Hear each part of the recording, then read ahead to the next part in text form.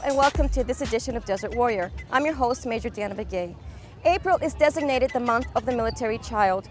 This celebration recognizes the important role children play in the armed forces community.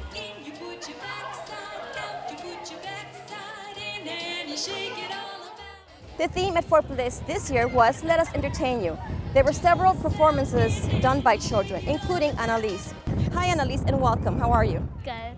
Good. Talk to us about what you did today and why. Well, I was performing a dance because I do ballet, and they asked us to perform, and I'm performing here in Bix Park. Why did you decide to come out today? As you see, there's a lot of activities, including the performances, that highlight the military child. How do you want to motivate other children to maybe get involved in dance? Well, how we dance and how we practice a lot, they would probably see us and see how good we are, and they would say, hey, I like that dance, I want to try that. That's a wonderful way to try to motivate other children.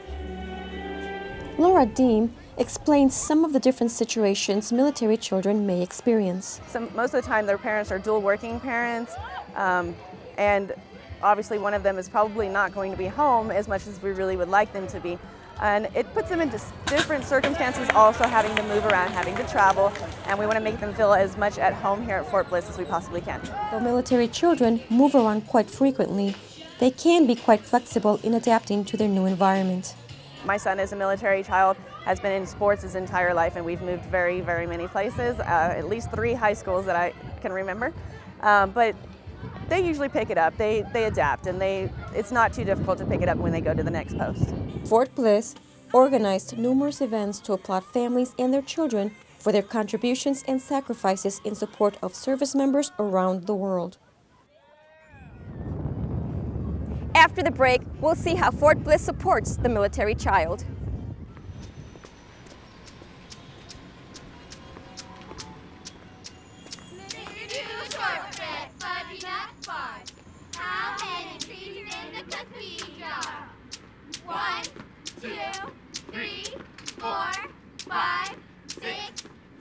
The smallest moments can have the biggest impact on a child's life.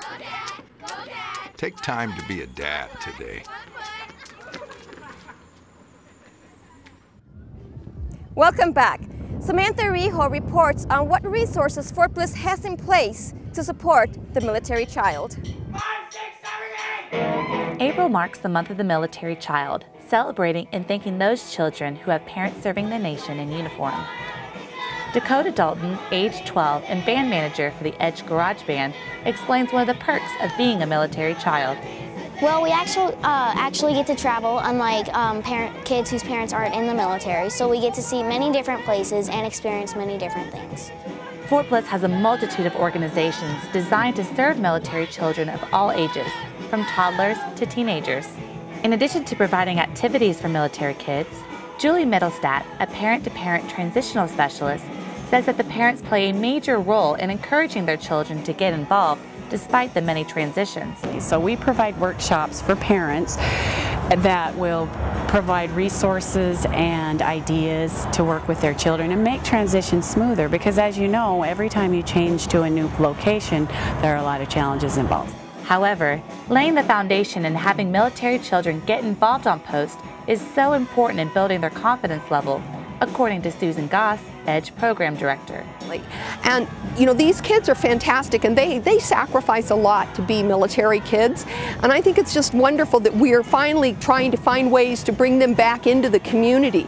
A list of all the Month of the Military Child events on post can be found by calling Fort Bliss MWR. Reporting for Fort Bliss, this is Samantha Rijo.